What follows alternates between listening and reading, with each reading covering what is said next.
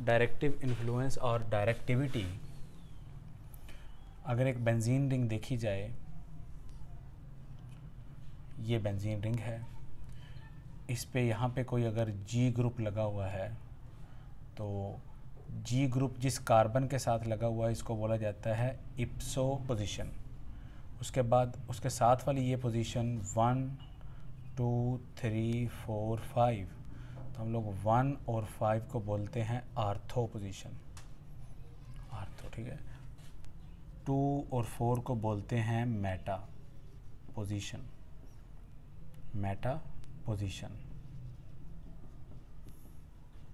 और 3 वाली को बोलते हैं पैरा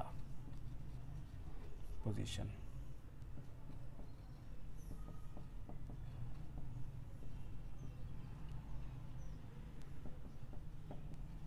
ठीक है, यानी कि इप्सो पोजीशन के लिहाज से 1 और 5 वाली को क्या बोलेंगे, आर्थो पोजीशन, 2 और 4 वाली को मेटा, और 3 वाली को क्या बोलते हैं, पैरा पोजीशन। ठीक है, इनके जी ग्रुप के बिल्कुल सामने वाली पोजीशन पैरा और उसके साथ वाली आर्थो और बाकी दोनों मेटा पोजीशन। ठीक है, हमारे पास दो तरह के ग्रुप्स होते हैं। एक होते हैं हमारे पास electron releasing groups, releasing groups, ठीक है, या डोनेटिंग भी कहते हैं इनको, डोनेटिंग ग्रुप्स। ठीक है, इनका एक और नाम भी है और रिंग एक्टिवेटिंग ग्रुप्स। ठीक है, जो बेंजीन रिंग को एक्टिवेट करते हैं, यानी कि इलेक्ट्रॉन देते हैं। दूसरे होता है हमारे पास इलेक्ट्रॉन विद ड्राइंग ग्रुप्स, उनको बोला जाता है, ठीक है, स्नैचिंग ग्रुप्स। ठीक है, और ये क्या करते हैं, रिंग डीएक्टिवेट। हम लोगों ने इंडक्टिव इफेक्ट पढ़ा था, रेजोनेंस इफेक्ट पढ़ा था, हाइपर कॉन्जुगेशन पढ़ा था। उसके अंदर दो तरह के ग्रुप्स देखे थे हर एक में, एक तो इलेक्ट्रॉन देने वाले और एक इलेक्ट्रॉन लेने वाले। एक होते हैं इलेक्ट्रॉन रिलीजिंग ग्रुप और दूसरे होंगे इलेक्ट्रॉन विदड्रॉइंग ग्रुप। अगर ये जी जो हमारे पास लगा हुआ है इलेक्ट्रॉन रिलीजिंग होगा तो रिंग को एक्टिवेट करेगा, एक्टिवेट से मुराद इलेक्ट्रॉन डेंसिटी बढ़ा देगा इसकी। और अगर इलेक्ट्रॉन विदड्रॉइंग ग्रुप लगा हुआ हो, मतलब इलेक्ट्रॉन खींचने वाला अपनी तरफ इलेक्ट्रॉन, तो बेंजीन रिंग से ये पाई इलेक्ट्रॉन पुल कर लेगा, तो क्या होगा, रिंग डीएक्टिवेट हो जाएगा। ठीक है, रिंग डीएक्टिवेटिंग ग्रुप्स लिखेंगे यहाँ पे। हाउ, ये कैसे एक्टिवेट और डीएक्टिवेट करते हैं। मान लेते हैं आपके पास एक बेंजीन रिंग है,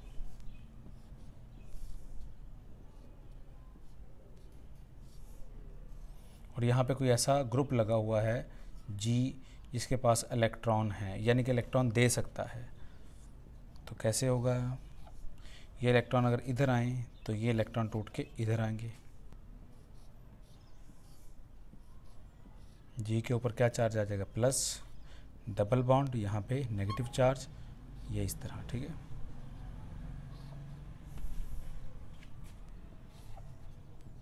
उसके बाद ये अगर इधर आए, ये वाला इधर आ जाएगा, तो जी डबल बॉन्ड,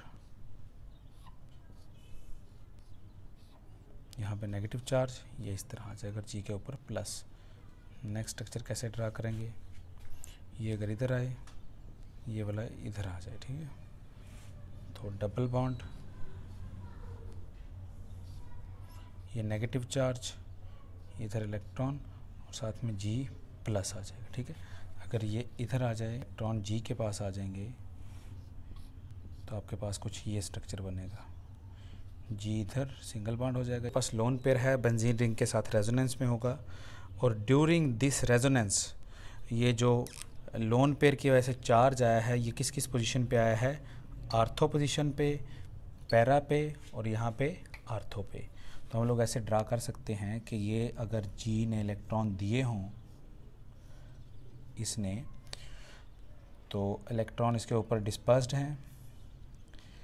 इन इलेक्ट्रॉनों की वजह से नेगेटिव चार्ज इस पोजीशन पे आ रहा है, इस पोजीशन पे आ रहा है और इस पोजीशन पे आ रहा है, यानी कि आर्थो और पैरा पोजीशन पे आ रहा है ये लोन पेयर या इस जी की वजह से इलेक्ट्रॉन।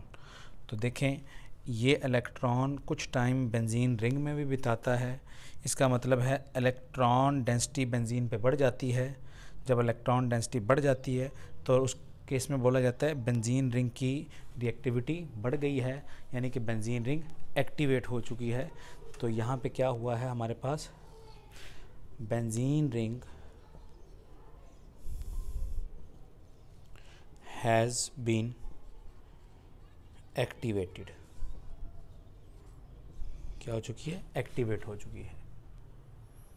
तो इलेक्ट्रॉन रिलीजिंग ग्रुप क्या करते हैं, अगर ये ERG हो तो इनका काम क्या होता है, इलेक्ट्रॉन रिलीज करके आर्थो और पैरा के ऊपर इलेक्ट्रॉन डेंसिटी इंक्रीज कर देना, या अगर ओवरऑल बोला जाए कि बेंजीन रिंग की डेंसिटी बढ़ा देते हैं ये, ठीक है। उसके बाद अगर ये पहला केस देख लिया जाए, दूसरा केस, मान लें कुछ ऐसा G लगा हुआ हो इसके ऊपर ग्रुप कोई जो कि इलेक्ट्रॉन खींचता हो, ये बेंजीन रिंग है। जब इलेक्ट्रॉन खींचेगा वो ग्रुप, ये इलेक्ट्रॉन इधर आ जाएंगे, यहाँ से टूट के गए हैं तो यहाँ पे क्या चार्ज आ जाएगा, प्लस चार्ज आ जाएगा, और यहाँ पे क्या आ जाएगा, डबल, और G यहाँ पे चार्ज क्या आ जाएगा, नेगेटिव चार्ज आ जाएगा, ठीक है। ये इलेक्ट्रॉन इसी तरह ही, अब ये रेजोनेंस चालू हो गई है, डबल सिंगल डबल प्लस, ये अगर इधर आए यहाँ से टूट के जाएगा तो क्या आपके पास होगा, कुछ इस तरह का स्ट्रक्चर बनेगा, यहाँ पे प्लस, ये इस तरह, और G के ऊपर नेगेटिव। नेक्स्ट स्ट्रक्चर कैसे बनेगा, ये अगर इधर आ जाए यहाँ पे टूटेगा,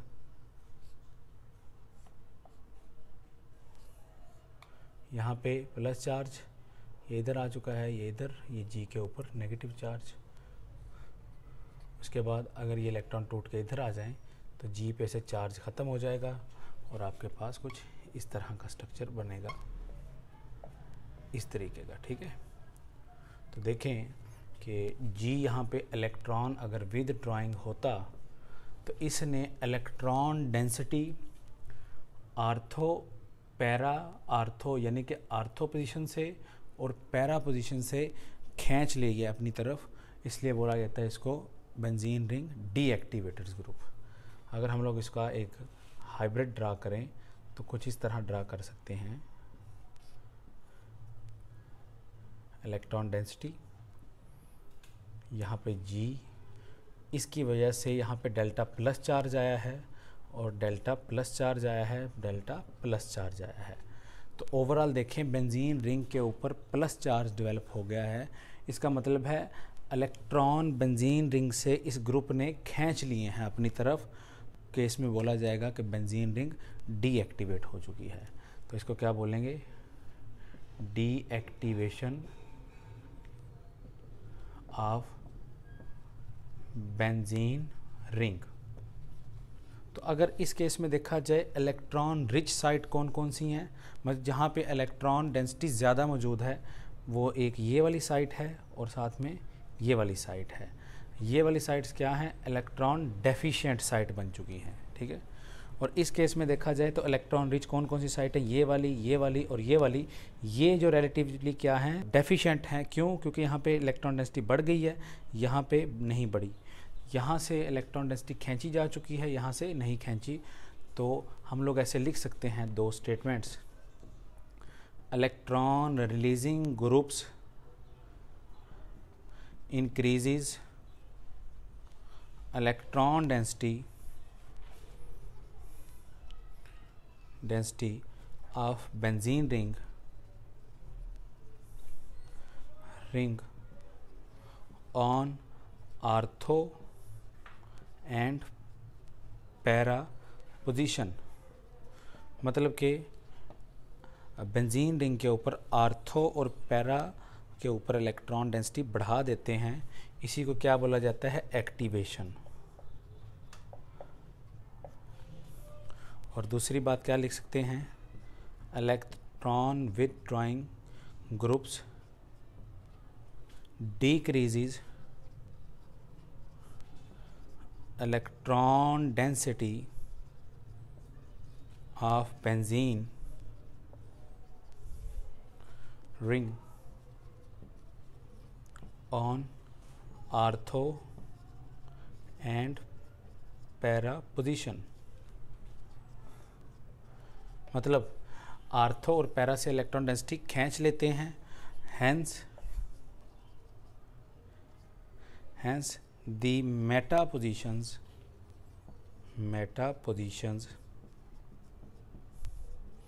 becomes richer in electrons। और इस प्रोसेस को क्या बोला जाएगा, डीएक्टिवेशन। रिचर इन इलेक्ट्रॉन का मतलब क्या है कि ये वाली साइड तो डिस्टर्ब नहीं हुई, अगर रिलेटिवली देखा जाए तो ये वाली क्या है, डेफिशिएंट हैं, ये थोड़ी सी रिच होंगी। हम लोग लिख सकते हैं कि electrophiles are electron deficient species and in presence of electron releasing groups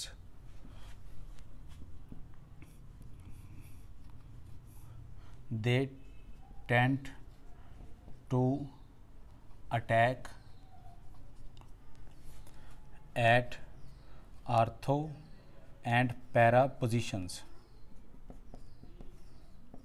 ठीक है, मान लें बेंजीन रिंग के ऊपर कोई इलेक्ट्रॉन रिलीजिंग ग्रुप लगा हुआ है जी। इलेक्ट्रॉन रिलीजिंग क्या करते हैं, नेगेटिव चार्ज डेंसिटी कहाँ पे पढ़ाते हैं, आर्थो और पैरा के ऊपर। कोई अगर इलेक्ट्रोफाइल आ रहा है जिसके ऊपर प्लस चार्ज होता है तो कौन सी पोजीशन इसको अट्रैक्ट करेंगी, ये जिनके ऊपर इलेक्ट्रॉन डेंसिटी रिलेटिवली ज़्यादा है, तो इसकी कोशिश होगी कि ये आर्थो पे आए या इस पोजीशन पे आ जाए, इस आर्थो पे या पैरा पे आ जाए। क्यों, क्योंकि यहाँ पे इलेक्ट्रॉन बढ़ी हुई इसको महसूस होगी, और क्योंकि पैरा रिलेटिवली कम इलेक्ट्रॉन डेंस है तो यहाँ पे ये नहीं आएगा, तो इसीलिए इसको क्या बोला है कि electron releasing group ortho para directors होते हैं। ठीक है, तो हम लोग लिख सकते हैं यहाँ पे इसको शॉर्ट करके, electron releasing groups are ortho para directors. ठीक है बात, लेकिन अगर in presence of electron withdrawing groups electrophiles tend to attack at meta positions। ठीक है, मान लें एक ऐसा ग्रुप लगा हुआ आपके पास जी बेंजीन के ऊपर जो कि इलेक्ट्रॉन खींचता है, यानी कि इलेक्ट्रॉन विथड्रॉइंग है, मतलब कि इलेक्ट्रॉन डेंसिटी पुल कर लेता है। तो पुल डेंसिटी कहाँ से करेगा, आर्थो से, ठीक है, और पैरा से। तो इलेक्ट्रोफाइल क्योंकि इलेक्ट्रॉन डेफिशिएंट है, इसको इलेक्ट्रॉन चाहिए, तो रिचर साइड कौन कौन सी हैं इसमें, रिलेटिवली ये वाली मेटा और ये वाली मेटा रिचर हैं, और ये इलेक्ट्रॉन डेफिशिएंट हैं, तो electrophile tend to come towards meta positions. ठीक है, तो इसलिए हम लोग लिख सकते हैं electron withdrawing groups are meta directors. ठीक है, electron withdrawing groups are meta directors. अब हम लोग कुछ ग्रुप्स की बात कर लेते हैं। ठीक है, ग्रुप्स की बात कर लें हम लोग। पहले हमारे पास आएगा activating and ortho para directors. ठीक है, मतलब ऐसे ग्रुप लिखेंगे इसके अंदर जो बेंजीन रिंग की डेंसिटी भी बढ़ाते हैं। जब इलेक्ट्रॉन डेंसिटी बढ़ जाएगी तो आर्थो पैरा के ऊपर वो इलेक्ट्रोफाइल को लेके आएंगे। ठीक है, दूसरी कैटेगरी हम लोग डिफाइन करते हैं डीएक्टिवेटिंग एंड आर्थोपैरा डायरेक्टर्स। ठीक है, ये एक्सेप्शनल ग्रुप्स हैं, कुछ खास ग्रुप्स हैं जो कि बेंजीन रिंग की डेंसिटी तो कम कर देते हैं, मतलब बेंजीन रिंग को डीएक्टिवेट कर देते हैं, लेकिन आर्थोपैरा के ऊपर इलेक्ट्रोफाइल को लेके आते हैं। ये खास कैटेगरी के ग्रुप्स होते हैं। तीसरी कैटेगरी क्या हो सकती है कि डीएक्टिवेटिंग एंड मेटा डायरेक्टर्स, मतलब बेंजीन रिंग को डीएक्टिवेट हो जाएगी तो डेफिनेटली मेटा डायरेक्टर है, मतलब एक्टिवेटिंग होंगे आर्थोपैरा डायरेक्टर तो होंगे ही होंगे, डीएक्टिवेटिंग होंगे तो मेटा डायरेक्टर्स होंगे ही होंगे। ये खास कैटेगरी है कि डीएक्टिवेट करें बेंजीन रिंग को, मतलब इलेक्ट्रॉन डेंसिटी पुल करें और साथ में आर्थोपैरा पे भी लेके आएं, ये बड़ा एक्सेप्शनल केस है। ठीक है, एक्टिवेटिंग ग्रुप के अंदर कौन कौन से हो सकते हैं? OH हो सकता है, O नेगेटिव हो सकता है, उसके बाद आपके पास NH2 हो सकता है, NH नेगेटिव हो सकता है, उसके बाद OR हो सकता है, मतलब लोन पेयर रखने वाला। ठीक है, या हम लोग जनरलाइज करें कि +M करने वाले ग्रुप्स, +I ग्रुप करने वाले ग्रुप्स, उसके बाद +HC करने वाले ग्रुप इसके अंदर आएंगे ही आएंगे। या इसको मज़ीद खोल के लिखें अगर कि ऐसे ग्रुप जिनका मीज़ोमेरिक इफेक्ट डोमिनेंट होता है +I से, या ऐसे लिखें कि जिनका मीज़ोमेरिक इफेक्ट डोमिनेंट होता है -I से।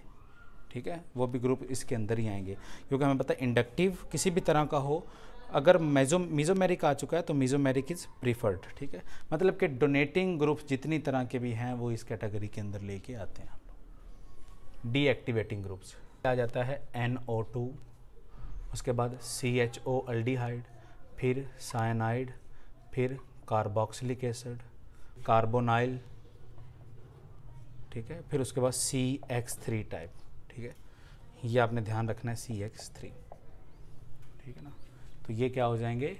बेंजीन रिंग से इलेक्ट्रॉन डेंसिटी खींच लेते हैं ये अपनी तरफ, तो जाहिर सी बात जब खींच लेंगे तो ये साइट्स इलेक्ट्रॉन डेफिशिएंट हो जाएंगी, जिसकी वजह से मेटा डायरेक्शंस एक्टिव हो जाएंगी और इलेक्ट्रोफाइल मेटा की तरफ जाना शुरू कर देंगे। अगर इनको जनरलाइज करके लिखा जाए तो ऐसे लिख सकते हैं -M वाले ग्रुप्स, -I वाले ग्रुप्स, -HC वाले ग्रुप। आल्दो ये एग्जिस्ट नहीं करता, कभी कभार ये रेयर केसेस में देखा जाता है। या अगर इसको ऐसे बोलें कि ऐसे ग्रुप्स जो कि -M करते हों ग्रेटर देन -I रखते हों, या -M करते हों ग्रेटर देन +I करते हों। ठीक है ना, मतलब मीज़ोमेरिक इफेक्ट उनका डोमिनेंट हो, विदड्राइंग मीज़ोमेरिक इफेक्ट, या मीज़ोमेरिक के तहत वो इलेक्ट्रॉन अपनी तरफ खींच रहे हों, ये वाले ग्रुप्स ज़्यादा डीएक्टिवेट करते हैं powerfully as compare to inductive. ठीक है ना, अब डीएक्टिवेटिंग और आर्थोपैरा डायरेक्टर्स के अंदर जनरली हमारे पास आते हैं हैलोजेंस। हैलोजेंस का केस रेयर है, हैलोजेंस का केस एक्सेप्शनल है कि हैलोजन का केस के अंदर क्या होता है? -I ग्रेटर देन M हो जाता है, +M। हैलोजन आ गया है, ठीक है ना, ये क्लोरीन आ गया फॉर एग्जांपल। अब हमें पता है कि इसके ऊपर लोन पेयर्स भी मौजूद होंगे इस तरह 3-3। अगर इसका इंडक्टिव इफेक्ट देख लिया जाए तो उसके तहत -I इफेक्ट कर रहा है। अगर इसका मीज़ोमेरिक देख लिया जाए तो ये एक लोन पेयर सिंगल डबल के तहत ये एक तरफ से इलेक्ट्रॉन दे भी रहा है, तो जिसकी वजह से इलेक्ट्रॉन डेंसिटी बेंजीन के ऊपर इंडक्टिव के तहत तो कम हो रही है। इंडक्टिव इफेक्ट की वजह से इन पोजीशन पे क्या चार्ज आ जाएगा, क्योंकि इलेक्ट्रॉन खींच रहे हैं प्लस डेल्टा, और यहाँ पे बहुत छोटा +डेल्टा, क्योंकि इंडक्टिव 3 कार्बन तक ही महदूद रहता है। और +M इफेक्ट क्या होता है? लोन पेयर देना। ठीक है, तो एक तरफ से ये लोन पेयर दे रहा है और इंडक्टिव के तहत ये खींच भी रहा है, लेकिन एक्सपेरिमेंटली देखा गया कि इनका इंडक्टिव डोमिनेंट होता है हैलोजन का एज़ कम्पेयर टू मीज़ोमेरिक। तो हैलोजन के केस में इनको क्या माना जाएगा? आर्थोपैरा डायरेक्टर्स ही माना जाएगा, और बेंजीन रिंग को ये क्या कर देंगे? डीएक्टिवेट कर देते हैं। ये एक्सपेरिमेंटली देखा गया, इसका केस आप लोगों ने ध्यान में रखना है। ठीक है, बाकी सीधे सीधे ग्रुप्स आए, एक्टिवेटिंग आर्थोपैरा पे इलेक्ट्रोफाइल चिपकाएंगे, और अगर डीएक्टिवेटिंग आए तो मेटा पे चिपकाएंगे। अगर कोई हैलोजन आ जाएगा तो हैलोजन के केस के अंदर हम लोग आर्थो पैरा ही प्रोडक्ट बनाएंगे, लेकिन साथ में मेंशन करेंगे कि ये बेंजीन रिंग को डीएक्टिवेट कर दिया है इन्होंने। उसके अलावा भी कुछ ग्रुप्स, NO ग्रुप जो है नाइट्रोसाइल, ठीक है, इसको ऐसे भी लिखा जाता है N ट्रिपल बॉन्ड O, ठीक है, नाइट्रोजन पे प्लस चार्ज हो जाएगा, S डबल बॉन्ड O, ठीक है। तो ये हैलोजेंस, नाइट्रोसिल और SO ग्रुप, ठीक है। तो ये 3 ग्रुप्स एक्सपेरिमेंटली देखा गया है, डीएक्टिवेटिंग है और आर्थोपैरा डायरेक्टर्स हैं, ठीक है। ठीक है, यहाँ पे एक बात लिख सकते हैं हम लोग, in case of halogens the reactivity is governed by minus I effect. Reactivity से क्या मुराद है, मतलब बेंजीन रिंग कैसे अटैक करेगी, but direction is governed by plus M. मतलब इलेक्ट्रोफाइल की डायरेक्शन को कौन जज करेगा, प्लस एम, ठीक है, लेकिन बेंजीन रिंग की रिएक्टिविटी को कौन डिसाइड करेगा, माइनस आई इफेक्ट, ठीक है। ये एक्सपेरिमेंटली स्टेटमेंट्स हैं, तो जिसकी वजह से हैलोजन को माना गया है कि ये बेंजीन रिंग को डीएक्टिवेट करते हैं, लेकिन आर्थोपैरा के ऊपर लेके आते हैं। आर्थोपैरा पे क्यों लेके आते हैं, क्योंकि यहाँ पे प्लस एम इफेक्ट भी ऑपरेट हो रहा होता है, क्योंकि प्लस एम तो डिस्टेंस डिपेंडेंट नहीं है, इंडक्टिव तो डिस्टेंस डिपेंडेंट है। तो उस केस के अंदर हम लोग देखेंगे कि प्लस एम की वजह से इलेक्ट्रोफाइल आता है आर्थोपैरा के ऊपर, और माइनस आई इफेक्ट की वजह से बेंजीन रिंग डीएक्टिवेट हो जाती है। अब अगर इनकी प्रोडक्ट्स लिखी जाएं और डायरेक्शन के हिसाब से लिखी जाएं, अब ये वाला ग्रुप कौन सा है, कार्बोक्सिलिक एसिड, ये डीएक्टिवेटिंग ग्रुप्स है। तो ये किस पोजीशन पे क्या आएगा, मिथाइल कार्बोकेटाइन, मिथाइल इलेक्ट्रोफाइल आएगा, तो ये आएगा मेटा पोजीशन पे। तो प्रोडक्ट क्या होगी आपके पास, C डबल बॉन्ड OH, इसी तरह ही, और किसी एक पोजीशन के ऊपर क्या आ जाएगा, CH3 आ जाएगा, ठीक है। 2 पोजीशंस पे नहीं लगा देना आप लोगों ने। अगर यहाँ पे कुछ टाइम मेंशन हो, मतलब फॉर एग्जांपल कहा जाता है 10 घंटे के लिए इसको रखा, तो फिर सब्स्टिट्यूटेड प्रोडक्ट आप लोगों ने लिखनी है। अगर एक रीजेंट दिया हुआ है तो एक ही जगह लगाएंगे, ठीक है। अब ये वाला ग्रुप कौन सा है, अल्काइल ग्रुप, R हमें पता है, R ग्रुप्स क्या होते हैं, प्लस I ग्रुप करते हैं, इलेक्ट्रॉन डोनेट करते हैं इंडक्टिव इफेक्ट के तहत। तो फिर ये क्या करेगा आपका, ये आपका आर्थो के ऊपर जोड़ देगा, ठीक है। और यहाँ पे क्या आएगा, यहाँ पे CH3 इसी तरह ही, और ये नया CH3 यहाँ पे आ जाएगा, ठीक है, इस पोजीशन पे। क्लोरीन क्या है, हैलोजन है। हैलोजन का केस कौन सा है, ये रिंग को डीएक्टिवेट करते हैं लेकिन आर्थोपैरा हैं, तो इसके केस में यहाँ पे आएगा, यहाँ पे आएगा, या यहाँ पे आ जाएगा। तो दोनों तरह की प्रोडक्ट लिखेंगे हम लोग। Cl एक तो यहाँ पे लिख सकते हैं कि यहाँ पे हमारे पास CH3 आएगा, प्लस ये वाला प्रोडक्ट भी लिख सकते हैं हम लोग कि CH3 आएगा, आर्थोपैरा दोनों दिलवाएगा ये हमें, ठीक है। इस केस में भी लिख सकते हैं यहाँ पे, क्योंकि ये इक्विवेलेंट पोजीशन है तो एक ही लिखा है हमने, ठीक है। यहाँ पे SO3 कौन सा ग्रुप है, ये डीएक्टिवेटिंग ग्रुप है, मतलब कि इलेक्ट्रॉन डेंसिटी खींच लेता है, तो मेटा पोजीशन पे ये चिपकवाना पसंद करेगा। तो SO3H, और यहाँ पे क्या आ जाएगा, CH3 आ जाएगा, ठीक है। अब इस केस के अंदर ये कौन सा है, रिंग एक्टिवेटिंग ग्रुप है, ठीक है। तो उस केस के अंदर क्या आएगा, आर्थो और पैरा पे चिपकवा देगा। तो प्रोडक्ट क्या आएगी, OH, यहाँ पे इथाइल आ जाएगा, प्लस OH, और यहाँ पे एक इथाइल आ जाएगा, ठीक है। NH2 क्या है, आर्थो पैरा, क्योंकि लोन पेयर मौजूद है, ये आर्थो, ये पैरा पोजीशन। तो यहाँ पे क्या आएगा, NH2, और जोड़ेंगे क्या लाके, क्योंकि हमें पता है एसाइलेशन का केस है, तो क्या जोड़ेंगे, C डबल बॉन्ड O, एक बार आर्थो पे एक बार पैरा पे जोड़ देंगे। अब इस केस के अंदर एनहाइड्राइड से एसाइलेशन करने की कोशिश की गई है, तो ये देखेंगे क्योंकि O नेगेटिव क्या है, आर्थो पैरा है, रिंग एक्टिवेटिंग है, तो एक बार आर्थो CH3 प्लस एक बार पैरा पे C double bond O CH3 आ जाएगा। ठीक है, अब ये यहाँ से क्या बन के आएगा, यहाँ से क्या बन के आएगा CH3 CH2, इस तरह का इलेक्ट्रोफाइल। ये कौन सा ग्रुप है, डीएक्टिवेटिंग ग्रुप। यहाँ पे लेके आएगा मेटा पोजीशन पे, तो मेटा पोजीशन पे जब लेके आएगा तो यहाँ CH2 CH3 जोड़ देंगे। ठीक है, अब CF3 ये भी रिंग डीएक्टिवेटिंग ग्रुप है। ठीक है, हैलोजन डायरेक्ट नहीं अटैच, जब हैलोजन डायरेक्ट अटैच होगा तब ये वाला केस बनेगा। ठीक है ना, आर्थोपैरा और डीएक्टिवेटिंग वाला। लेकिन अगर CF3 क्योंकि फ्लोरीन कार्बन से जुड़ा है और कार्बन बेंजीन से जुड़ा है तो फिर ये डीएक्टिवेटिंग का केस है और मेटा डायरेक्टर का केस है। तो यहाँ पे आएगा और एक यहाँ पे आएगा। तो कैसे लिखेंगे, CF3 और यहाँ पे आप लोग जोड़ देंगे CH2 CH3। ठीक है, ऊपर वाला रीजेंट, इसका लिखने का मतलब ऊपर वाला रीजेंट होगा। साइनाइड कौन सा है, रिंग डीएक्टिवेटिंग ग्रुप है और मेटा डायरेक्टिंग वाला केस है। तो यहाँ पे आएगा। इससे क्या, ये नाइट्रेटिंग मिक्सचर लिखा हुआ है। नाइट्रेटिंग मिक्सचर का मतलब क्या है, NO2 चिपकाने वाला मिक्सचर। तो NO2 कहाँ पे आएगा, ये साइनाइड इसी तरह ही, बेंजीन रिंग इसी तरह ही, और यहाँ पे क्या जुड़ जाएगा, हैलोजन आ चुका है।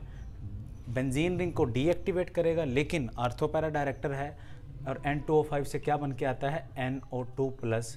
तो यहाँ पे क्या आएगा आपके पास, एक बार आर्थो पे और एक बार पैरा पे। ठीक है, तो Br यहाँ पे क्या आएगा, एक बार NO2 प्लस Br और पैरा पे नाइट्रो ग्रुप कौन सा है, रिंग डीएक्टिवेटिंग ग्रुप। तो ये किस पे चिपको आएगा, मेटा के ऊपर, और इससे क्या जुड़ के आएगा, इसे क्या आएगा, SO3 आएगा। तो हमारे पास क्या बनेगा, NO2, इसके ऊपर क्या आ जाएगा, SO3H। ठीक है, क्योंकि हमें पता है SO3 की वजह से सल्फोनिक एसिड ग्रुप आता है। ठीक है, अब एनिलीन आ गया, लोन पेयर मौजूद है, ये तो रिंग एक्टिवेटर है, तो आर्थो के ऊपर और पैरा के ऊपर चिपकाएगा। तो क्या हो जाएगा, NH2 और यहाँ पे क्या आ जाएगा, CH3 प्लस दूसरा क्या आ जाएगा, NH2, पैरा के ऊपर CH3 आ जाएगा। ठीक है, ये वाला एक केस जो है ये बहुत इम्पॉर्टेंट केस है। आपने ये देखना है कि अगर इस बेंजीन रिंग के ऊपर आए, ठीक है, अगर इस बेंजीन के ऊपर इलेक्ट्रोफाइल आए तो ये रिंग का इफ़ेक्ट क्या होता है, +M इफ़ेक्ट होता है। इसका क्या होता है, +M इफ़ेक्ट कर रही होती है ये रिंग। ठीक है, तो +M के हिसाब से प्रोडक्ट लिखेंगे। +M क्या करता है, आर्थो और पैरा डायरेक्टर है, इसकी आर्थो पोजीशन तो क्या है, स्टेरिकली हिंडर्ड है, तो बोला जाएगा SIR इफ़ेक्ट। ठीक है बात, तो SIR के तहत फिर ये यहाँ पे पैरा पे लेके आती है, आर्थो वाली प्रोडक्ट बहुत कम मिलती है। तो फिर प्रोडक्ट क्या लिखेंगे, ठीक है, और यहाँ पे क्या लगा देंगे आप, CH3 लगा देंगे। ठीक है बात, benzene ring bonded to benzene ring, और इसके पैरा के ऊपर क्या आ जाएगा, मिथाइल आ जाएगा। अब ये वाला कौन सा है, कार्बोनाइल आ चुका है, डीएक्टिवेटिंग ग्रुप, और यहाँ से क्या आ जाएगा, डीएक्टिवेटिंग का मतलब मेटा डायरेक्टर। तो प्रोडक्ट क्या आएगी, C double bond O NH यानी कि अमाइड ग्रुप NH2, और उसके बाद यहाँ पे CH3 आ जाएगा। ठीक है, यह भी कार्बोनाइल आ चुका है, इसका मतलब ये भी मेटा डायरेक्टर। तो क्या आ जाएगा, C double bond O R और उसके बाद ये देख लिया है। ठीक है, तो ओवरऑल हम लोग जो 5 तरह के रिएक्शंस हम लोगों ने पढ़े थे, इलेक्ट्रोफिलिक, एरोमेटिक, सब्स्टिट्यूशन रिएक्शन, अगर एक ग्रुप ऑलरेडी मौजूद है तो जो दूसरा इलेक्ट्रोफाइल आएगा वो किस हिसाब से आएगा, ये हमारे पास ऑलरेडी मौजूद था, अब नए आना है, वो कहाँ पे आएगा, उस की डायरेक्शन को कौन जज करेगा, ये कार्बोक्सिलिक एसिड ग्रुप।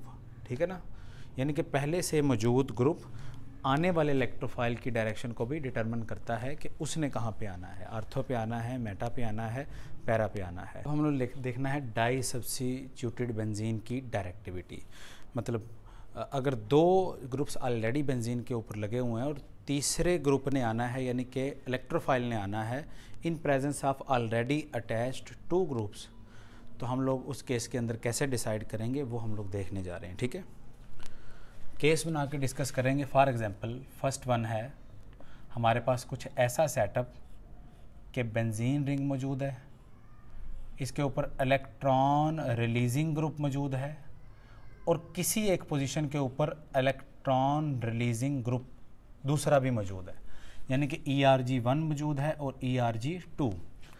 ये दायरे के अंदर से लाइन दिखाने का मकसद होता है कि ये ERG2 आर्थो पे भी हो सकता है, मेटा पे भी हो सकता है, पैरा पे भी हो सकता है, कहीं पे भी हो सकता है, ठीक है। ये एरोमेटिसिटी से इसका कोई लेना देना नहीं है, बस ये एक शो करने का तरीका है, यानी कि ये तो इप्सो पोजीशन पे है, इसके हिसाब से ये किसी एक पोजीशन पे जुड़ा हो सकता है, ठीक है।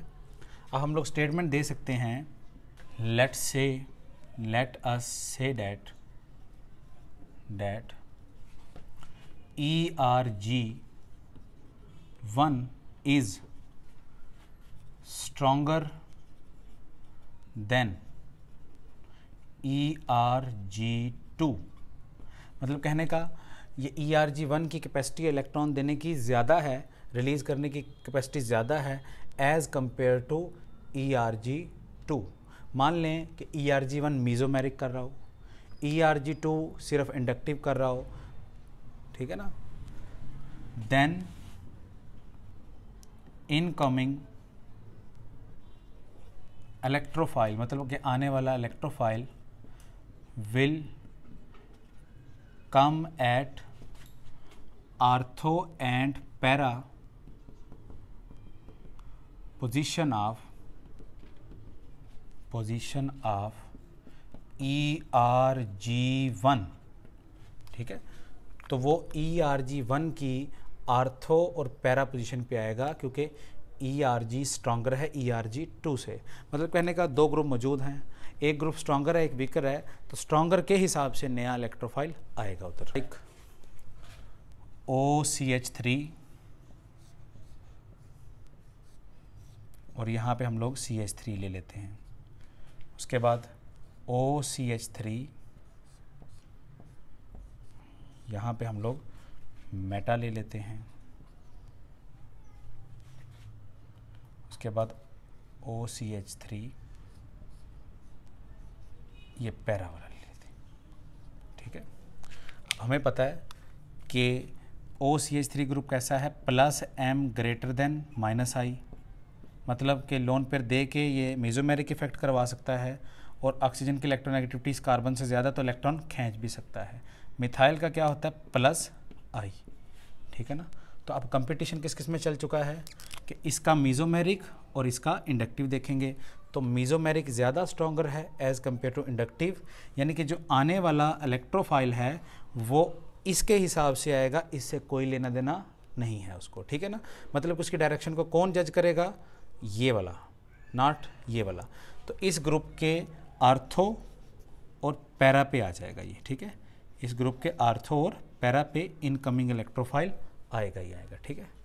अब यहाँ पे देख लेंगे, इसका +M ग्रेटर देन -I, ठीक है, और इसका क्या है, इसका +I इफेक्ट है सिर्फ, तो ये वाला स्ट्रॉन्गर है।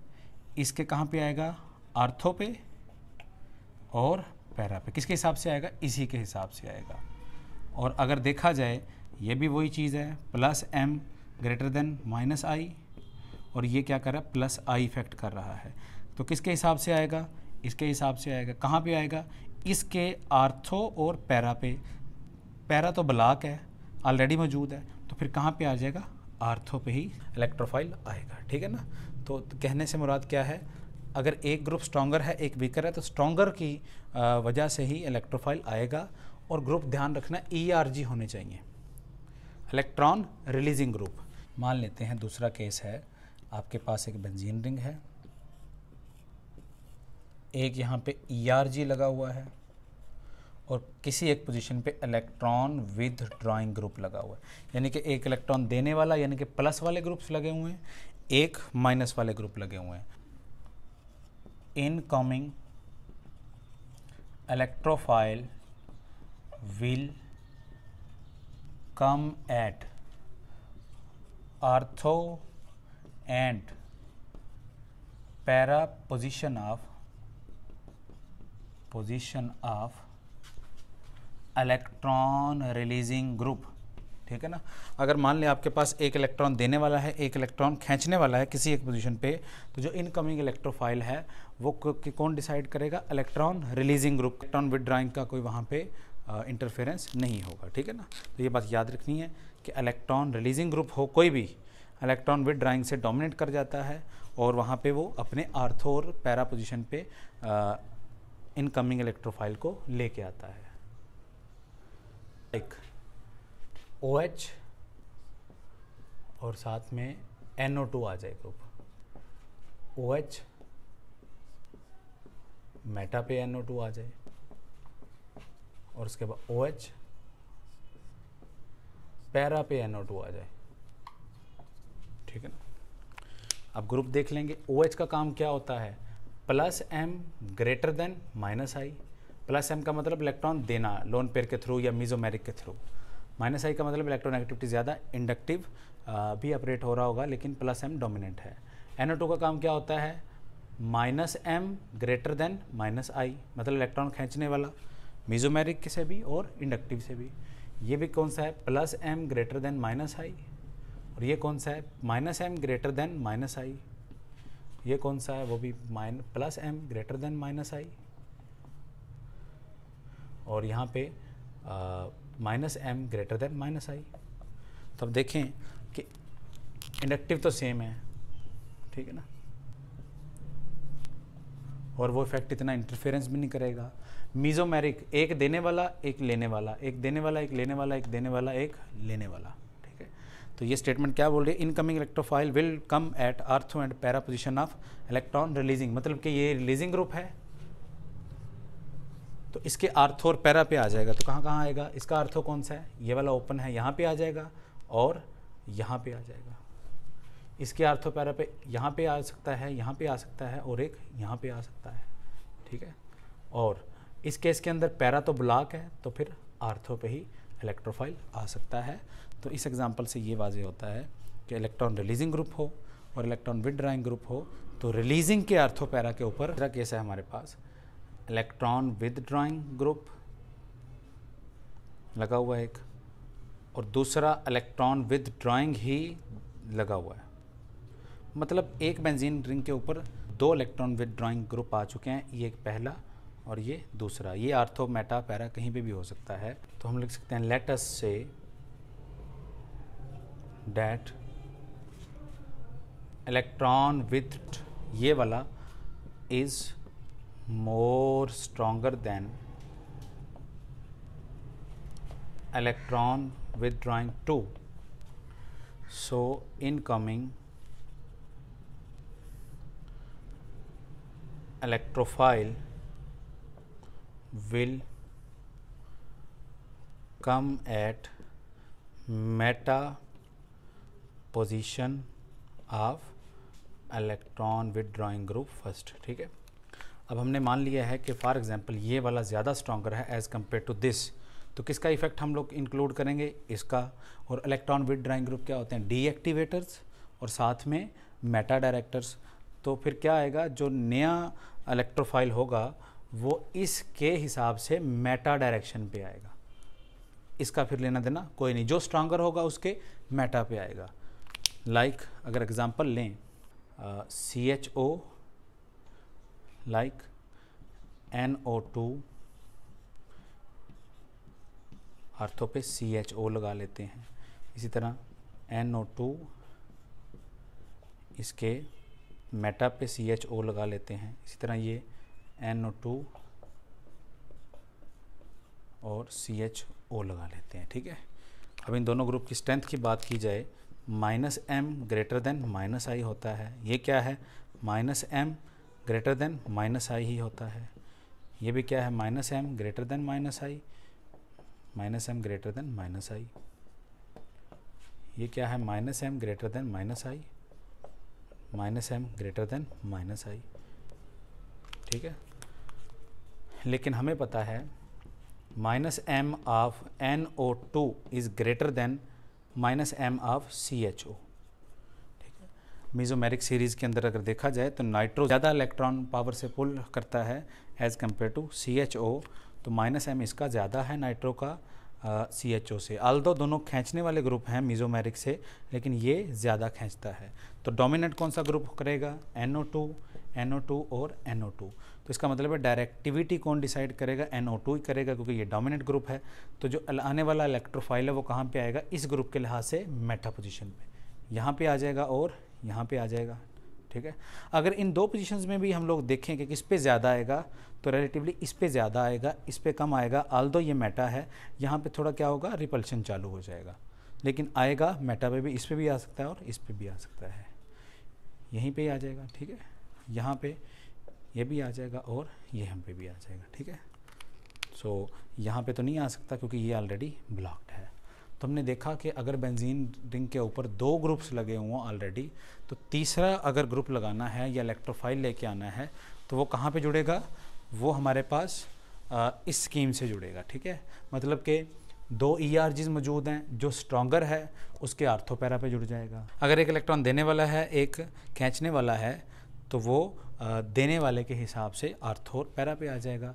अगर एक ग्रुप हमारे पास खींचने वाला है और दूसरा भी खींचने वाला आ चुका है, तो फिर जो डोमिनेंट या ज़्यादा पावरफुली खींचता है उसके मेटा पे आएगा। अगर प्रोडक्ट्स की बात करें तो इससे क्या आएगा? CH3+ बन के आता है। अब ये इनकमिंग इलेक्ट्रोफाइल है, वो कहाँ पे आएगा? इन दो ग्रुप से पूछ के। ये वाला क्या है? स्ट्रॉन्ग +M कर रहा है, ये +I सिर्फ करता है। ठीक है, तो इसकी इस ग्रुप की वजह से आएगा, इसके आर्थो पे और इसके पैरा पे आएगा। तो क्या बनेगा? OCH3, ये इसी तरह ही, और यहाँ पे CH3 ऑलरेडी मौजूद है, यहाँ पे CH3 आ जाएगा, प्लस OCH3, यहाँ पे मिथाइल ग्रुप ऑलरेडी मौजूद है और एक बार पैरा पे आ जाएगा। ठीक है, तो इस तरह की प्रोडक्ट हम लोग लिखेंगे। अब ये वाला ग्रुप क्या है? -M। ये वाला क्या है? I ग्रेटर देन -M होगा। तो ये मीजोमेरिक से खींच रहा है, ये इंडक्टिव से, तो ये स्ट्रॉन्गर है। स्ट्रॉन्गर के किस पे आता है? मेटा पोजीशन पे आता है। ठीक है, एक बार यहाँ पे और एक बार यहाँ पे। तो क्या बनेगा? NO2, F यहाँ पे आ जाएगा, यहाँ पे क्या आ जाएगा? इससे भी क्या बन के आएगा? CH3+, तो CH3 आ जाएगा। ठीक है, और दूसरा NO2, ये F, और यहाँ पे क्या आ जाएगा? CH3। इसकी अमाउंट थोड़ी सी कम होगी, क्यों? क्योंकि फ्लोरीन रिपल्शन करेगा इसके साथ थोड़ी, तो ईजीली या विद ग्रेटर ईज यहाँ पे आ सकता है, क्योंकि इसके इर्द गिर्द कोई ग्रुप नहीं है इन एनवायरनमेंट के अंदर। यहाँ से क्या होगा? ये वाला ग्रुप चिपकेगा। हमारे पास दो ग्रुप्स हैं, कौन कौन सा? NO2 और CHO। NO2 मोर स्ट्रॉन्गर है, -M करता है as compare to its -M, तो ये डोमिनेट करेगा। इसके किस पे आ जाएगा? मेटा पोजीशन पे। इसके लिहाज से ये आर्थो, ये आर्थो, ये मेटा और ये वाली मेटा, तो कहाँ पे आएगा? यहाँ पे आ जाएगा। यहाँ पे तो ऑलरेडी ब्लॉक्ड है, तो कैसी प्रोडक्ट लिखेंगे? CHO,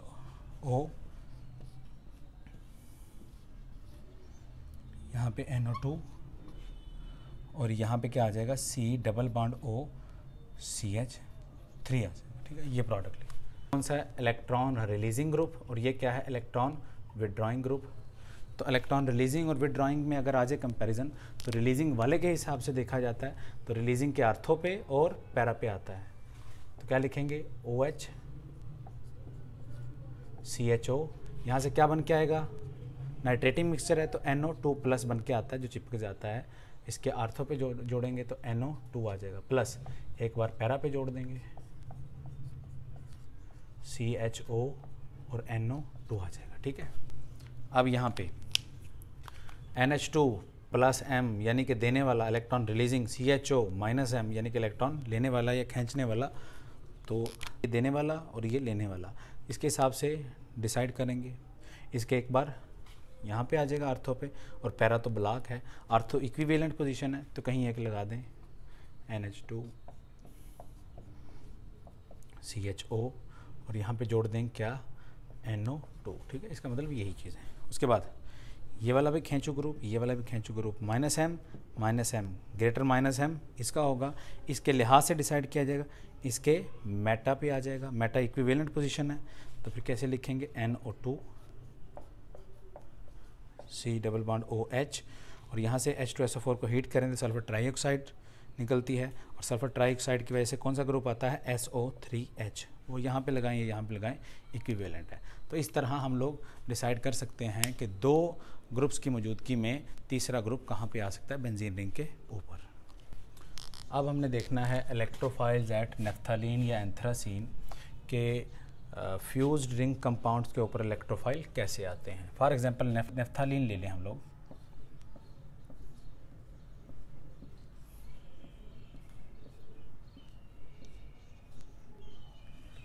ये नेफ्थालीन है हमारे पास, इसकी दो पोजीशंस को मेंशन कर लेते हैं। फॉर एग्जांपल 1 पोजीशन और 2 पोजीशन। अब इसको 3 और 4 नहीं बोलेंगे, ये भी 1 होगा, इधर ये 2 होगा। अगर इधर से नंबरिंग स्टार्ट करें तो 1 2, ऊपर से स्टार्ट करें 1 2, ठीक है। मान लिया इलेक्ट्रोफाइल आता है आपके पास, उसके पास दो ऑप्शन हैं। इस पे तो वो कर नहीं सकता, ठीक है, 1 2 पे ही अटैक कर सकता है। इलेक्ट्रोफाइल अटैक्स एट 1, यानी कि इस पोजीशन पे अगर इलेक्ट्रोफाइल आए, एक नंबर वाली पोजीशन के ऊपर, इलेक्ट्रोफाइल इलेक्ट्रॉन डेफिशिएंट है ये, तो इसको अगर एक पोजीशन पे आना हो तो ये पोलराइज ऐसे होगा इलेक्ट्रोमैरिक इफेक्ट से, और यहाँ 2 पे क्या आएगा, प्लस चार्ज। यानी कि हम लोग इस तरह की कोई चीज़ लिख सकते हैं।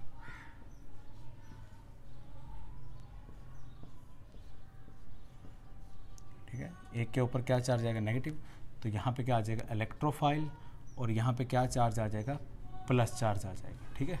और ये इलेक्ट्रॉन इसी तरह है। अब अगर नेक्स्ट स्ट्रक्चर ड्रा करेंगे इसका रेजोनेंस, तो कैसे ड्रा करेंगे, प्लस सिंगल डबल, तो ये इधर आए, यहाँ पे प्लस चार्ज, तो नेक्स्ट स्ट्रक्चर कैसे बनेगा, इस तरीके से। इलेक्ट्रोफाइल तो इसी तरह, ये डबल बॉन्ड यहाँ पे आ जाएगा, प्लस चार्ज इधर, ये इस तरह, ठीक है। उसके बाद अगला ड्रा करेंगे तो ये बॉन्ड इधर, और ये इस तरह चलता जाएगा, वो plus single double single double single double चल रहा है, ठीक है। आगे स्ट्रक्चर इसी तरह ही बनते चले जाएंगे। आप ये देखें कि जब इसने 1 पे अटैक किया है तो एक रिंग एरोमेटिक रही है और ये वाली रिंग भी एरोमेटिक रही है। यानी कि अगर 1 पे अटैक करे तो ऐसे स्ट्रक्चर मिलते हैं हमें जिनमें बेंजीन रिंग एरोमेटिक मिलती है। आगे वाले क्या होंगे, नॉन एरोमेटिक। क्यों, प्लस इधर आएगा, एरोमेटिसिटी ख़राब हो जाएगी, यहाँ पे प्लस आएगा, एरोमेटिसिटी टूट जाएगी। अगर यही अटैक इलेक्ट्रोफाइल कर दे, इलेक्ट्रोफाइल अटैक्स एट 2 पोजीशन, अगर वो 2 पे आ जाए यानी कि इस पोजीशन पे, तो इसको पोलराइज कैसे करवाना पड़ेगा, फिर नेगेटिव चार्ज 2 पे रखेंगे, ऊपर प्लस चार्ज रखेंगे, तो इस तरह का स्ट्रक्चर हमें बनाना पड़ेगा। यहाँ पे प्लस और यहाँ पे इलेक्ट्रोफाइल, ये बॉन्ड इसी तरह, ये इस तरह आ जाएंगे, ठीक है। अब जब नेक्स्ट रेजोनेंस स्ट्रक्चर ड्रा करेंगे तो कैसे ड्रा करेंगे, ये इलेक्ट्रॉन इधर, क्योंकि प्लस सिंगल डबल, तो क्या स्ट्रक्चर आएगा,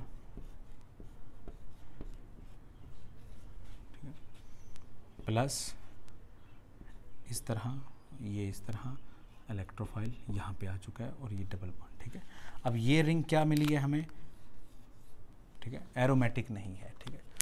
तो आप ये देखें कि जब फर्स्ट पोजीशन पे अटैक होता है 1 पोजीशन पे, तो 2 स्ट्रक्चर्स ऐसी मिलती हैं सब स्ट्रक्चर्स में से जो कि इंडिविजुअली एरोमेटिक रिंग रखती हैं। 36 किलो कैलोरी का इनको फ़ायदा है।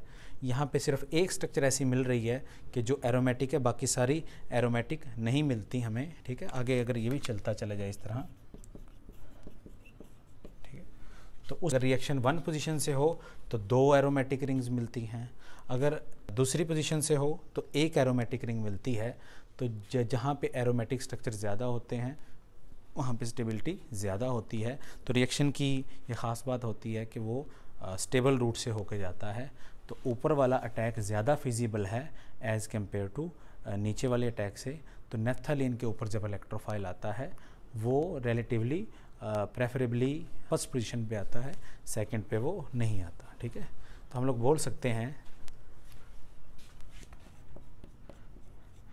इन case of naphthalene attack on first या 1 पोजीशन इज प्रेफर्ड, ठीक है। अगर रिएक्शन की बात करें या एग्जांपल लेके एलेबोरेट करें, ये नेफ्थालीन है आपके पास, प्लस आप कर दें CH3Cl प्लस ZnCl2। हमें पता है कि यहाँ पे मिथाइल कार्बोकेटाइन बन के आएगा, तो वो किस पोजीशन पे आएगा, इस पोजीशन पे। तो प्रोडक्ट क्या आएगी, ठीक है, यहाँ पे CH3 आ जाएगा, इसको 1,2 बोल देंगे, ठीक है। तो क्या प्रोडक्ट आएगी, 1 मिथाइल नेफ्थालीन बोल देंगे इसको, ठीक होगी बात, क्योंकि 1 पे अटैक प्रेफर होता है इसको। अब अगर एंथ्रासीन की बात करें,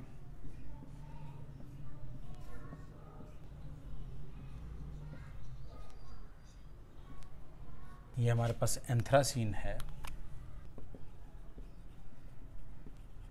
ठीक है। अगर इसको नंबरिंग दें हम लोग, इसको नंबरिंग ऐसे दी जाती है 1 2 3 4 5 6 7 8 9 एंड 10, ठीक है। ऐसे आपने सर्कुलर वे में नंबरिंग देनी है, लेकिन एक रिंग को गिनती दे लेंगे, फिर इसके बाद इस रिंग को गिनती देंगे, उसके बाद दरमियान वाली पोजीशंस को, ठीक है।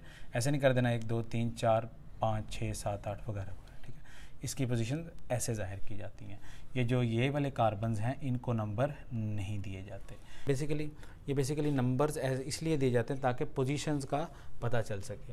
इस स्ट्रक्चर के अंदर 7 और 6 पोजीशन 2 और 3 के इक्विवेलेंट हैं, 1 4 and 8 5 are equivalent, 9 and 8 are equivalent, ठीक है। तो मान लेते हैं कि इलेक्ट्रोफाइल कम्स एट 9 और 10 पोजीशन, मतलब ये दोनों पोजीशन इक्विवेलेंट है, इनमें से किसी एक पोजीशन के ऊपर आता है। तो बॉन्ड को कैसे पोलराइज करेंगे हम लोग, यहाँ पे क्या चार्ज आ जाएगा, प्लस, और यहाँ पे क्या आ जाएगा, माइनस। तो यहाँ पे इलेक्ट्रोफाइल आके जुड़ेगा, अगर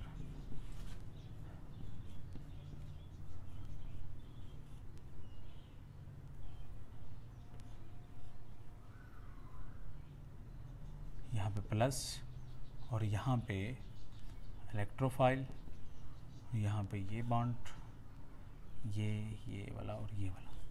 अब अगर इसका रेजोनेंस स्ट्रक्चर ड्रा करें तो ये वाला बॉन्ड इधर आ जाएगा, यहाँ पे क्या चार्ज आ जाएगा, प्लस चार्ज आ जाएगा। ये रिंग तो इसी तरह रहेगी, इलेक्ट्रोफाइल इसी तरह, यहाँ पे प्लस चार्ज आ जाएगा, और यहाँ पे ये क्या आ जाएगा, डबल बॉन्ड, ये और ये, ठीक है। आप इस डबल बॉन्ड को इस रिंग में लिखें या दूसरी रिंग में लिखें, बात बराबर है, ठीक है।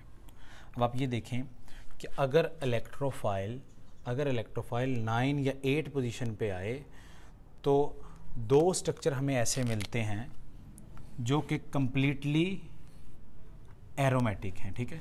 यानी कि 36 किलो कैलोरी, यानी कि ओवरऑल मिला जुला के 72 किलो कैलोरी रेजोनेंस एनर्जी है इसकी, ठीक है। याद रहे, रेजोनेंस एनर्जी ज़्यादा, स्टेबिलिटी ज़्यादा। लेकिन अगर यही अटैक आपके पास, अगर आपके पास इलेक्ट्रोफाइल कम्स एट 8 पोजीशन, और इलेक्ट्रोफाइल 8 पे, 5th पे, 2 से या 3 पे आता है, तो उस केस के अंदर क्या होगा आपके पास, इसको कैसे पोलराइज करवाएंगे। अगर 8 पे इलेक्ट्रोफाइल लेके आना है तो यहाँ पे नेगेटिव चार्ज रखना पड़ेगा, यहाँ पे प्लस। तो उस केस के अंदर स्ट्रक्चर क्या बनेगा आपका, ये तो स्ट्रक्चर इसी तरह रहेगा, और ये वाला स्ट्रक्चर इसी तरह, और यहाँ पे इलेक्ट्रोफाइल आ चुका है, ठीक है। और यहाँ पे क्या होगा आपके पास, -7 पे क्या आ जाएगा, प्लस चार्ज, और ये वाला सिस्टम इस तरह आ जाएगा, ठीक है। अब नेक्स्ट कैसे ड्रा करेंगे, ये वाला इधर आ जाएगा, ठीक है। तो प्लस चार्ज इधर फिर ये इधर आ जाएगा, फिर ये इसी तरह चार्ज घूमता चला जाएगा, ठीक है। अब देखें कि यहाँ पे कौन सा स्ट्रक्चर रिजेंबल कर रहा है, नेफ्थालीन, ठीक है। और नेफ्थालीन की रेजोनेंस एनर्जी कितनी है, 61 किलो कैलोरी, ठीक है। एंथ्रासीन के पास अगर इलेक्ट्रोफाइल आए तो ये 9 और 8th पोजीशन पे अटैक करवाना प्रेफर करती है, क्योंकि उस केस के अंदर 2 इंडिविजुअल बेंजीन रिंग्स मौजूद रहती हैं, और 72 किलो कैलोरी रेजोनेंस एनर्जी होती है, क्योंकि 36 इसकी इंडिविजुअल बेंजीन रिंग अगर मौजूद हो, ठीक है। लेकिन अगर इलेक्ट्रोफाइल 8th पोजीशन पे आता है तो फिर उस केस के अंदर एक स्ट्रक्चर नेफ्थलीन जैसा बन जाता है और नेफ्थलीन की रेजोनेंस एनर्जी कितनी है 61। ठीक है, हम जानते हैं कि जितनी रेजोनेंस एनर्जी ज़्यादा हो उतना ही सिस्टम ज़्यादा स्टेबल होता है। तो अगर एंथ्रासीन के पास 2 ऑप्शन हों तो वो इस रूट को फॉलो करना पसंद करेगी, इसको नहीं करेगी, क्योंकि अगर इस वे से वो चले तो दरमियान में, यानी कि अगर अटैक करवाए अपनी पोजीशन के ऊपर 9th और 8th के ऊपर, तो उसको 36 किलो कैलोरी यानी कि ओवरऑल 72 किलो कैलोरी का फ़ायदा होने वाला है।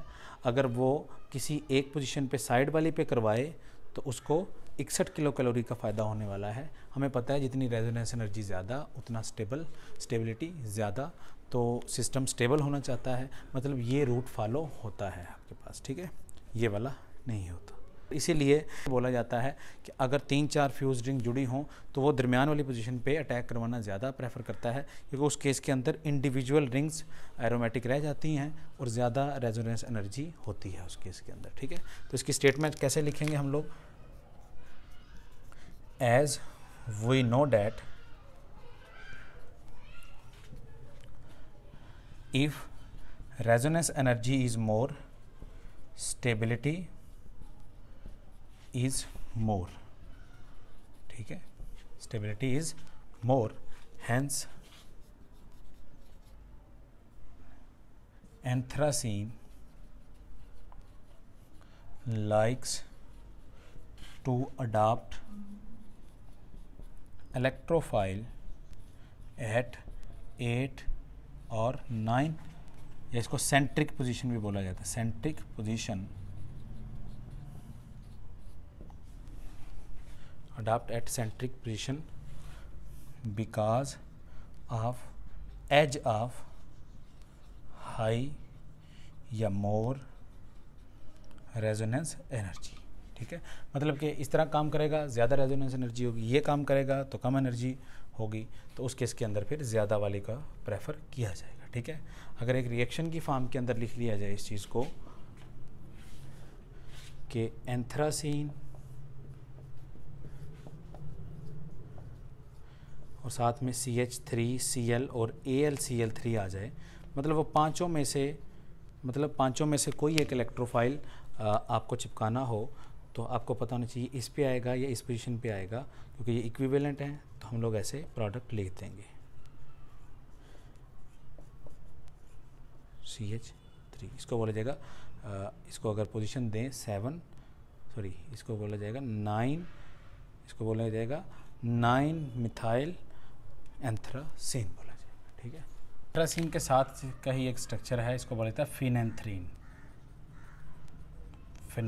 ठीक है, 3 बेंजीन रिंग आपस में फ्यूज्ड होती हैं। इसको अगर नंबरिंग दी जाए 1 2 3 4 5 6 7 8, फिर ये 9, फिर ये 10, इसको नंबरिंग इस तरह दी जाती है जैसे एंथ्रासीन को दी जाती है, वैसे ही फिनेंथ्रीन को, कि एक रिंग को, फिर दूसरी रिंग को, फिर दरमियान में ये जो रह जाते हैं कार्बन, इनको नंबरिंग दी जाती है। ठीक है, अब इसके केस में भी क्या होगा, अगर इस पे अटैक हो और इस पोजीशन पे अटैक हो 9th या 10th के ऊपर, तो हमारे पास क्या होगा, कुछ इस तरह का स्ट्रक्चर बनेगा।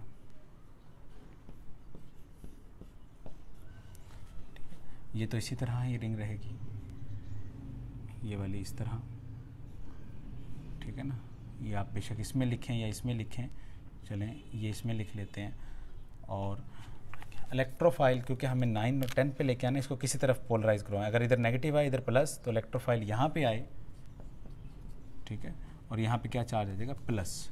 उस केस के अंदर क्या है, एक रिंग और दूसरी रिंग इनको मिल रही है। ठीक है, एक बेंजीन रिंग यानी कि 72 किलो कैलोरी का इसको एज मिलता है। ठीक होगी बात, यानी कि अगर 9 और 10th के ऊपर अटैक करेंगे तो 72 किलो कैलोरी का एज मिलेगा। अगर कहीं पे 5 या 6 अगर कहीं पे अटैक हो जाए, यानी कि 5, 6, 7, 8 या इनके ऊपर, तो उस केस के अंदर हमारे पास क्या बचेगा,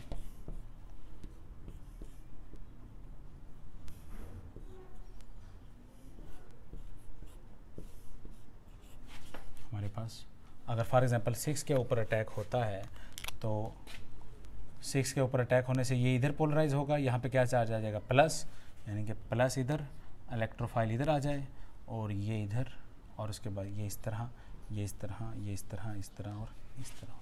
ठीक है, तो अब देखें यहाँ पे कौन सी रिंग बन रही है, नेफ्थालीन।